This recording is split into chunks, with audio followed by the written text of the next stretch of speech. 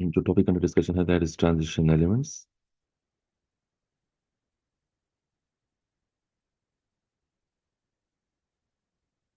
Transition materials. Okay.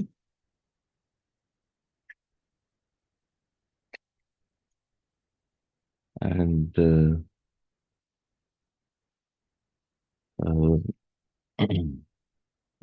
बेटा आज हम पढ़ रहे हैं rule of complementary colours. Rule of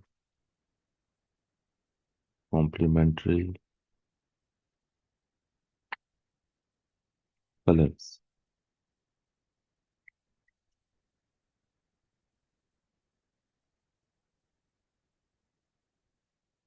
rule of complementary colours के लिए देखो, हमें पता है वाइट लाइट में कौन कौन से कलर हैं. तो white light has 7 colours. White light में भी है violet, indigo, blue, green, yellow, orange and red. ये वाइट लाइट के 7 कलर्स हैं. ठीक है. अच्छा, अब हम इन्हें प्रिसाइज कर लेते हैं. इन 7 कलर्स को हम 3 कलर्स में में रिड्यूस कर लेते हैं. ये जो वॉयलेट, इंडिगो और ब्लू है, it will give blue colour. अगर ये मिक्स हो जाए, वॉयलेट, इंडिगो और ब्लू, तो नेट कलर ब्लू बनेगा इनसे. ठीक है. तो हम ब्लू फ्रीक्वेंसी या ब्लू वेवलेंथ को मेंशन करेंगे, या हम इन 7 कलर्स को कंसाइज करें 3 कलर्स में. ठीक है. तो blue colour violet, indigo and blue को रिप्रेजेंट करेगा, और येलो, ऑरेंज एंड रेड अगर ये मिक्स हो जाए तो it will give red colour. ठीक है. और फिर बीच में ये ग्रीन रह गया, तो ये ग्रीन कलर है. तो यानी वाइट लाइट से हमने उसको रिड्यूस करके 7 कलर्स को 3 कलर्स में ले लिया. अब रूल ऑफ कॉम्प्लीमेंट्री कलर ये है कि कोई भी कॉम्प्लेक्स अगर ब्लू वेवलेंथ को एब्जॉर्ब करेगा, अगर ब्लू वेवलेंथ एब्जॉर्ब हुई, तो फिर उस केस में रेड वेवलेंथ रिफ्लेक्ट होगी. ब्लू अगर एब्जॉर्ब हुआ तो रेड रिफ्लेक्ट होगी, और फिर कॉम्प्लेक्स रेड नजर आएगा. Complex appears red. जो वेवलेंथ रिफ्लेक्ट होगी उस कलर का कॉम्प्लेक्स नजर आएगा. ठीक है. एंड वाइस वर्सा, अगर कि रेड वेवलेंथ एब्जॉर्ब होती है, तो फिर ब्लू वेवलेंथ रिफ्लेक्ट होगी. और फिर अगर ब्लू रिफ्लेक्ट हुई तो कॉम्प्लेक्स ब्लू नजर आएगा. Right. It goes like this. मैं रब करूं. अगर बेटा क्या हो, ये रेड वेवलेंथ एब्जॉर्ब हो जाए, तो फिर क्या होगा कि ब्लू वेवलेंथ रिफ्लेक्ट होगी, और जो वेवलेंथ रिफ्लेक्ट होगी कॉम्प्लेक्स उसी कलर का नजर आएगा. ठीक है.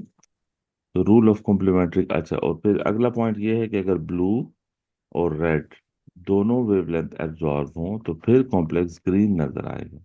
फिर ग्रीन वेवलेंथ रिफ्लेक्ट होगी. राइट. तो अब बेटा इस रूल को हम लिख लें पॉइंट वाइज. क्या? If red wavelength is absorb, wavelength is absorbed, then blue wavelength will be reflected.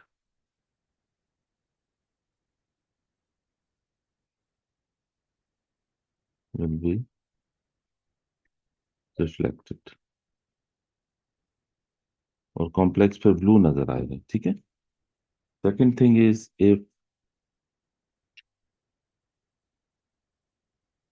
if blue wavelength is absorbed, so then red wavelength will be reflected.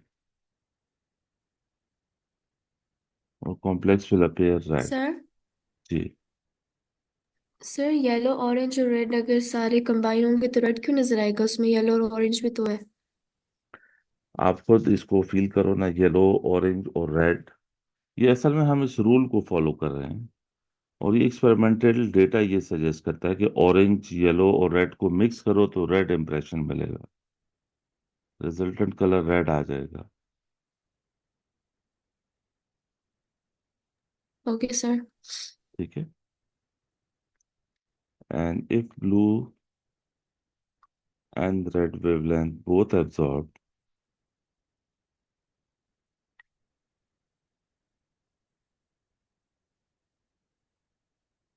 Both absorb, तो फिर बेटा क्या होगा? Then blue, sorry, then green wavelength will be reflected, और फिर complex appear होगा green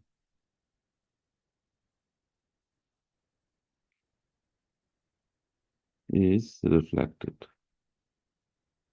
and complex appears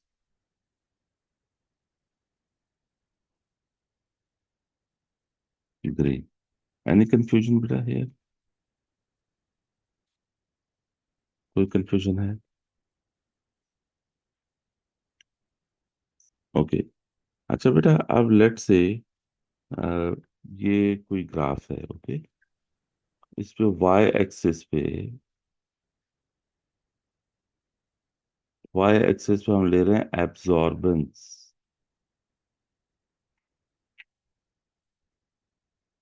okay. y axis पे हम ले रहे हैं एब्जॉर्बेंस। ये है ब्लू वेवलेंथ, ये है ग्रीन वेवलेंथ, और ये है रेड वेवलेंथ। ठीक है। और एक्स एक्सिस पे हम वेवलेंथ ले रहे हैं, वेवलेंथ को लेमडा से रिप्रेजेंट करेंगे। ठीक है। ये एक कॉम्प्लेक्स है, और ये एक ग्राफ बनेगा एक किसी कॉम्प्लेक्स का। और वंस अगेन बेटा एक दूसरा ग्राफ भी ले लें, एब्जॉर्बेंस। और ये वेवलेंथ है एक्स एक्सिस पे, again blue, green and red. ठीक है। अच्छा, अब बेटा अगर के ग्राफ यूं हो,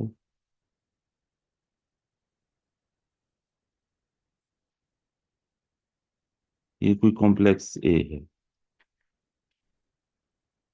ठीक है। और फिर दूसरा कॉम्प्लेक्स है, उसका ग्राफ यूं है, एब्जॉर्बेंस ग्राफ। ये कॉम्प्लेक्स बी है। तो बेटा आप बता सकते हो कॉम्प्लेक्स ए का क्या कलर है और कॉम्प्लेक्स बी का क्या कलर होगा? ए का ग्रीन, नहीं ए का रेड। ए का कलर जो है वो रेड होगा, ए अपेयर्स रेड, क्योंकि एब्जॉर्बेंस जो ए ने दिखाई है वो ब्लू कलर की दिखाई है। तो ब्लू कलर एब्जॉर्ब होगा तो रेड रिफ्लेक्ट होगा। ठीक है, तो ए रेड अपेयर होगा, और बी बेटा, बी अपेयर्स, ब्लू। हाँ, बी अपेयर्स ब्लू। ठीक है। और अगर एब्जॉर्बेंस ग्राफ इस तरह से है, ये है ब्लू कलर, फिर है बेटा ग्रीन, फिर है रेड, और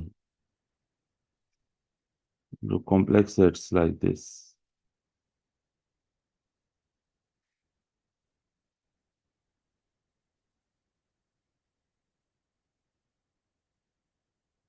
आप बेटा बताएं। ग्रीन। सर तीनों हो सकते हैं एब्जॉर्ब। तीनों एब्जॉर्ब हों तो फिर वो ब्लैक नजर आएगा। ये बेटा ठीक है। ये कॉम्प्लेक्स सी है, let's say complex C appears green.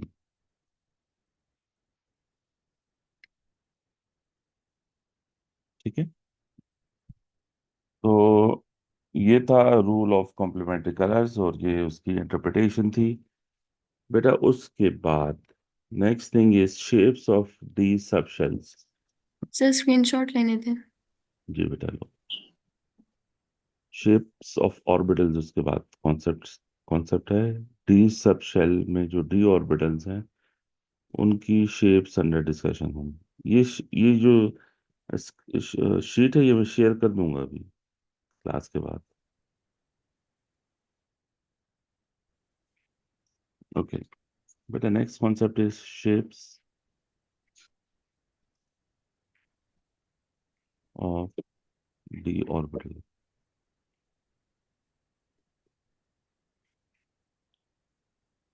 अच्छा, डी ऑर्बिटल्स बेटा कितने होते हैं? डी सब शेल में कितने डी ऑर्बिटल्स होते हैं? D sub shell has 5 D orbitals. ठीक है, 1, 2, 3, 4 and 5. One of the d orbital is named as dxy. The other d orbital is dyz. The other d orbital is dzx. The other d orbital is dx square y square. And the other d orbital is dz square. ये 5d orbitals हैं, ठीक है। dxy, dyz, dzx, dx square y square, dz square। आप देखो इनमें जो पहले 3 orbitals हैं उनमें स्क्वायर नहीं है, उन पे स्क्वायर नहीं है, लेकिन आखिरी 2 ऑर्बिटल्स पे स्क्वायर है। ठीक है, एक्स पे स्क्वायर है, वाई पे स्क्वायर है, जी पे स्क्वायर है। पहले 3 ऑर्बिटल्स में स्क्वायर नहीं है, अगले 2 ऑर्बिटल्स में स्क्वायर है। तो ये स्क्वायर नहीं है जिन पे, और जिन पे स्क्वायर है उसका मैं आपको समझा दूं। देखो लेट से ये मैं लूं एक्स एक्सिस और ये मैं लूं वाई एक्सिस, राइट। और वंस अगेन मैंने लिया यहाँ एक्स एक्सिस और वाई एक्सिस। बेटा डी के जो ऑर्बिटल्स होते हैं ना वो डबल डम्बल होते हैं। अब मैंने ये देखो एक्स वाई एक्सिस लिया, एक्स वाई प्लेन आपके सामने है, और ये डबल डंबल में ऑर्बिटल बना रहा हूँ।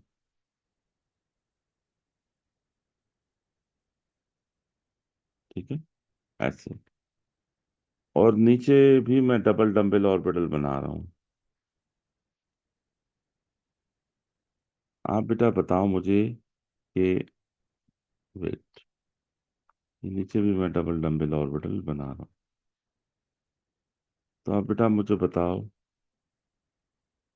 कि दोनों में फर्क क्या है? ऊपर वाला ऑर्बिटल भी एक्स वाई और नीचे वाला भी एक्स वाई एक्सिस के अकॉर्डिंग ट्रेस हुआ हुआ। फर्क है दोनों में। यस सर है। ऊपर वाले जो ऑर्बिटल है वो प्लेन में है, एक्स वाई प्लेन में है। नीचे वाला जो ऑर्बिटल है वो एक्सिस पे है, एक्स एक्सिस पे और वाई एक्सिस पे है। तो जो तो ऑर्बिटल होगा एक्सिस पे ना उस पे स्क्वायर आएगा, एक्स स्क्वायर वाई स्क्वायर होगा। और जो होगा प्लेन में उस पे स्क्वायर नहीं होगा, डी एक्स वाई इसलिए कह रहे हैं कि एक्स वाई प्लेन में है। ठीक है, और नीचे एक्स स्क्वायर वाई स्क्वायर इसलिए कि ये एक्सिस पे है, एक्स एक्सिस और वाई एक्सिस पे है। तो अगर एक्स वाई प्लेन में ऑर्बिटल है तो उसको हम डी एक्स वाई बोल रहे हैं, राइट। लेकिन अगर हम इस प्लेन को चेंज कर दें, हम इसे वाई जी प्लेन कर लें और ये ऑर्बिटल वाई जी प्लेन में ले लें। ठीक है, ये वाई जी प्लेन, फिर this orbital will be named as d y g. Okay, और फिर उसके बाद अगर हम ये प्लेन जी एक्स ले लें, प्लेन जी एक्स, तो जी एक्स प्लेन में ये ऑर्बिटल जब होगा तो डी जी एक्स कंसिडर होगा।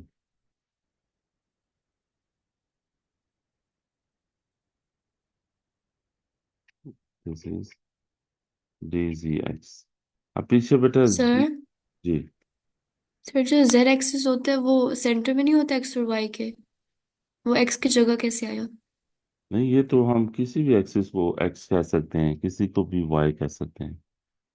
जी एक्सिस फिक्स तो नहीं होता, 3 एक्सिस होते हैं उसमें से एक एक्स एक्सिस होता है, एक वाई और एक जी एक्सिस होता है। Okay sir. ठीक है, किसी को हम फिक्स नहीं कर सकते कि ये वाला एक्सिस हमेशा एक्स एक्सिस होगा। फिर देखो, अगर ये हम जी एक्सेस लें तो डी जी स्क्वायर बेटा इस तरह से होगा, इसको बस ध्यान में बिठाएं। ओके, ये जी एक्सिस पे ऑर्बिटल है, और ये कुछ इलेक्ट्रॉनिक क्लाउड इस तरह से भी होगा इसका। This is d g square, just memorise this d g square. बाकी सारे डबल डम्बल हैं, ये जो जी है, डी जी स्क्वायर है, ये डबल डम्बल नहीं है। ठीक है, तो ये ऑर्बिटल्स की शेप्स हैं, ये अपने जहन में रखें। देखो हम इस सूटेबल सब ले लेते हैं, ये देखो एक लट से ये शेप ले लेते हैं।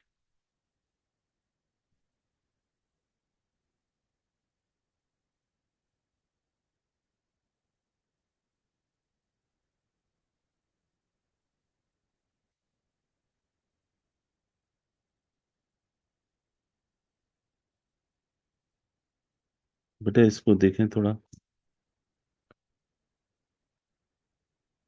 यार देख रहे हो ये डी जी स्क्वायर है। ठीक है, ये आपको एक्सिस पे है, ये तो d x square y square है। और ये बाकी ऑर्बिटल्स देखो प्लेन में है। ठीक है, थोड़ा से इसकी नोटेशन छोटी छोटी है, लेकिन देखो प्लेन चेंज हो रहा है इसमें। ये ये जो तीन ऑर्बिटल्स हैं, ये एक प्लेन में है, ये वाले। एक इसमें डी एक्स वाई है, एक डी वाई जी है, एक डी जी एक्स है। और ये वाले एक्सिस पे हैं, तो ये स्क्वायर होगा, d x square y square होगा। ये बेटा देखो इसको,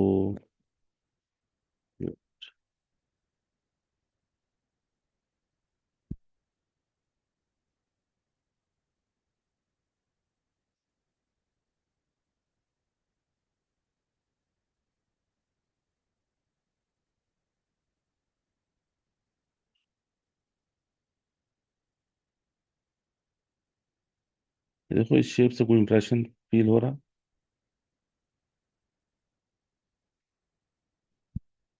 ये वाला यस सर। देखो प्लेन चेंज हो रहे हैं। ठीक है, ये वाली शेप खैर ऐसे फोकस नहीं करो, क्योंकि ये सारे ऑर्बिटल्स टुगेदर इन्होंने शो किए हुए हैं। सारे ऑर्बिटल्स टुगेदर इस तरह से पे शो किए हुए हैं। तो ये टुगेदर शो करना, तो ये सारे वैसे टुगेदर ही होते हैं। हाँ रियल टाइम में तो टुगेदर होते हैं, लेकिन इनको टुगेदर शो करना सिलेबस का पार्ट नहीं है।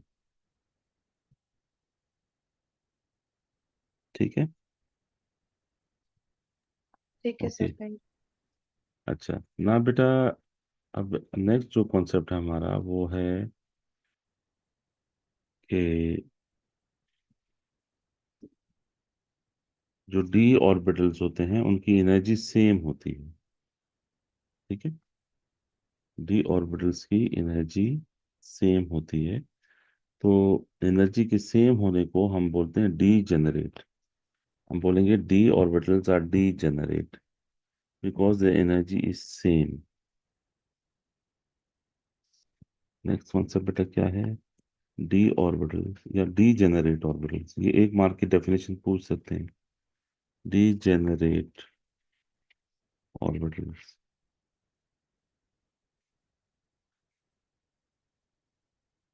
तो ऑर्बिटल्स विद सेम एनर्जी,